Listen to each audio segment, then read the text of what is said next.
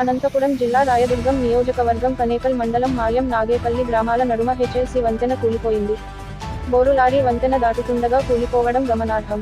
తప్పిన పెను ప్రమాదం. ఎవరికీ ఎటువంటి నష్టం జరగకపోవడంతో ఊపిరి పీల్చుకున్న స్థానిక ప్రజలు.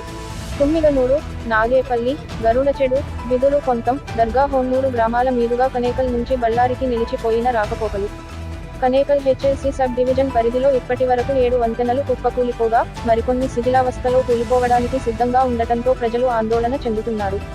దర్గా హోన్నూర్, మీనహళ్లి, నాగేపల్లి, కనేకల్ చెరువు వద్ద గల అవుట్ఫాల్ రెగ్యులేటర్, మల్లికేతి వంతెనలు కూలిపోయినా గత ప్రభుత్వం పట్టించుకోలేదని ప్రజలు విమర్శిస్తున్నారు.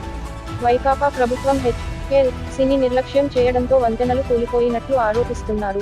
5 ఏళ్ల వైకాపా ప్రభుత్వంలో హెచ్ఎల్సీ ఆధునీకరణ పనులకు 1 పైసా నిధులు విడుదల చేయకపోవడంతో ఈ దుస్థితి నెలకొందని ఆయకట్టు రైతులు, ప్రజలు ఆందోళన వ్యక్తం చేశారు.